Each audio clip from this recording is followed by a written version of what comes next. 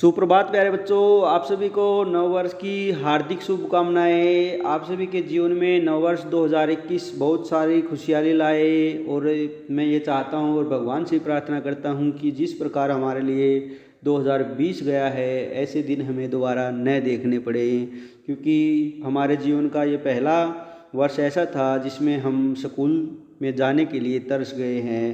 तो यही उम्मीद रखते हैं कि आने वाले दिनों में आपके विद्यालय जल्द ही खुल जाएंगे और आप जैसे पहले दैनिक रूप से विद्यालय में आते थे ऐसे ही आप आते रहेंगे। चलिए, आप सभी को पता है काफ़ी दिन हो गए हैं, आज वीडियो आपके लिए लेकर आया हूं मैं। और आप सभी को पता भी है कि वीडियो लेट होने का कारण क्या है कि आपके एग्ज़ाम चल रहे थे, आपकी मध्यावधि परीक्षा चल रही थी। तो आज जो आपका मध्यावधि परीक्षा 2020 में हिंदी का जो पेपर हुआ था उसका मैं हल करवा रहा हूँ, क्योंकि आप सभी बच्चों ने पेपर तो बहुत अच्छा दिया है। तो मैं आज यही सोच कर आया था कि आज मैं आपका उस पेपर का क्या करवाऊँगा, सॉल्यूशन करवाऊँगा। चलो हम स्टार्ट करते हैं। सबसे पहले है उपासक लाते हैं। उपासक क्या लाते हैं? उपासक लाते हैं बहुमूल्य भेंट। ठीक है, उपासक लाते हैं बहुमूल्य भेंट। जुगनू की चमक होती है, कैसी होती है? चंचल होती है। जुगनू की चमक कैसी होती है? चंचल होती है। उसके बाद है कोलकाता से 7 दिन में जहाज कहाँ पहुँचा था? कहाँ पहुँचा था? कोलंबो पहुँचा था। कहाँ पहुँचा था? कोलंबो। कोलकाता से 7 दिन में जहाज कहाँ पहुँचा? कोलंबो पहुँचा था। कहाँ पहुँचा था? कोलंबो पहुँचा था। उसके बाद है पेड़ के नीचे करहा रहा व्यक्ति कौन था? पेड़ के नीचे करहा रहा व्यक्ति कौन था? आप सभी को पता है पेड़ के नीचे करहा रहा अपाहिज। अपाहिज था। वो कौन था? अपाहिज था डाकू खड़ग सिंह। कौन था? डाकू खड़ग सिंह। पेड़ के नीचे जो करहा रहा था वो था डाकू खड़ग सिंह। ठीक है। उसके बाद है पांचवा है सरपट दौड़ाते चले गए। सरपट दौड़ाते चले गए किसको? घोड़े को। किसको दौड़ाते चले गए? घोड़े को। जो अकबर थे वे किसको दौड़ाते चले गए थे? घोड़े को सरपट दौड़ाते चले गए थे। उसके बाद है जन्मदिन पर मिलते हैं। आप सभी को पता है जन्मदिन पर क्या मिलते हैं? उपहार। जन्मदिन पर क्या मिलते हैं? उपहार। ये कौन से पाठ से है? जन्मदिन पर मिलते हैं उपहार। ये है पाठ नंबर 5 है, पिता का पत्र पुत्री के नाम। ठीक है। उसके बाद 8वां है विपत्ति किसको दहलाती है? कायर को। सच्चे विपत्ति जब आती है कायर को भी दहलाती है। ये जो कविता थी कांटों में राह बनाते हैं उससे लिया गया था।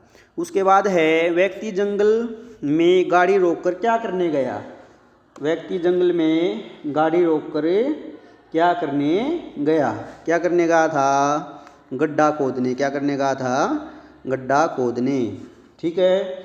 उसके बाद है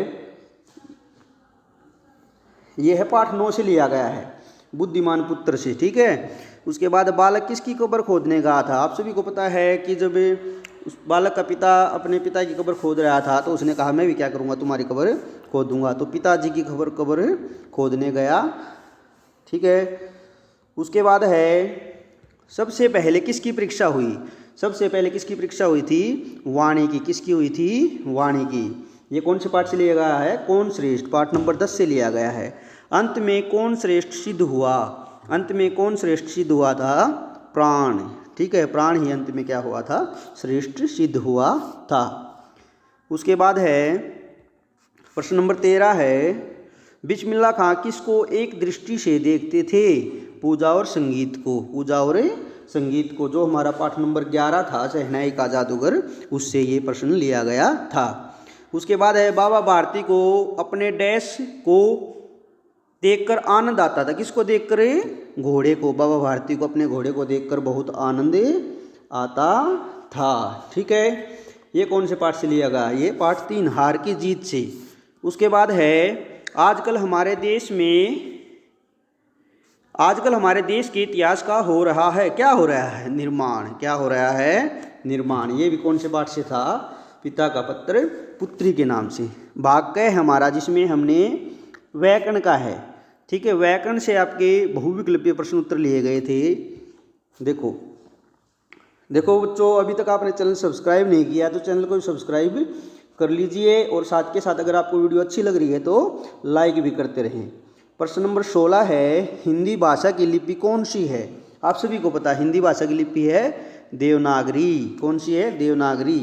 उसके बाद प्रश्न नंबर 17 है, भाषा की सबसे छोटी इकाई, भाषा की सबसे छोटी इकाई होती है वर्ण। क्या होती है? वर्ण। ठीक है। उसके बाद वर्णों के सार्थक या व्यवस्थित समूह को क्या कहते हैं? वर्णों के सार्थक समूह को वर्णमाला कहते हैं। उसके बाद है प्रश्न नंबर 19 है, इनमें से कौन सा संज्ञा का भेद है? व्यक्तिवाचक, जातिवाचक, भाववाचक, ये सभी आप सभी को पता संज्ञा के 3 भेद होते हैं, व्यक्तिवाचक, जातिवाचक और भाववाचक। तो ये सभी क्या संज्ञा के भेद हैं। लिंग के कितने भेद होते हैं? आप सभी को पता है लिंग के 2 भेद होते हैं, पुल्लिंग और स्त्रीलिंग। ठीक है। उसके बाद है संज्ञा के स्थान पर प्रयुक्त होने वाले शब्दों को डैश कहते हैं। क्या कहते हैं? सर्वनाम। संज्ञा के स्थान पर प्रयुक्त होने वाले शब्दों को सर्वनाम कहते हैं। संज्ञा की विशेषता बताने वाले शब्द कहलाते हैं, क्या कहलाते हैं? विशेषण। जो शब्द संज्ञा की विशेषता बताते हैं उन्हें क्या कहते हैं? विशेषण कहते हैं। उसके बाद प्रश्न नंबर 23 है, काल के कितने भेद होते हैं? काल के कितने भेद होते हैं? 1, 2, 3। काल के 3 भेद होते हैं। कितने होते हैं? 3। वर्तमान काल, भविष्यत काल और भूतकाल। घोड़ा और सखी का बहुवचन रूप क्या है? 3 ऑप्शन दिए हुए, इनमें से बताना है कि घोड़ा और सखी का बहुवचन रूप क्या होगा। घोड़े और सखियाँ, क्या है ये? घोड़ा और सखी का बहुवचन रूप। घोड़ा का क्या हो जाएगा? घोड़े, और सखी का सखियाँ। उसके बाद है प्रश्न नंबर 25 है, जो कि हमारा लास्ट है, छात्र और लेखक का स्त्रीलिंग बताइए। क्या होगा? छात्र का छात्रा होगा और लेखक का लेखिका होगा। तो देखो बच्चों, इसमें आपको 25 प्रश्न दिए गए थे और प्रत्येक प्रश्न 2 नंबर का था। ये था आपका 50 नंबर का आपका पेपर लिया गया था। उम्मीद है आप सभी बच्चों को ये पेपर बहुत ही अच्छा लगा होगा और आप सभी बच्चों ने इसको मन लगाकर दिया होगा। तो प्यारे बच्चों, अब जल्द ही हम आपके लिए आगे आपका जो पाठ्यक्रम है, जो आपके पाठ बचे हुए हैं, उनको आगे बढ़ाना शुरू करेंगे। आपको वीडियो कैसी लगी? अगर आपको वीडियो अच्छी लगी तो वीडियो को लाइक कर लीजिएगा और चैनल को सब्सक्राइब कर दीजिएगा। तो प्यारे बच्चों, आज के लिए इतना ही। वीडियो को देखने के लिए आप सभी का बहुत बहुत धन्यवाद।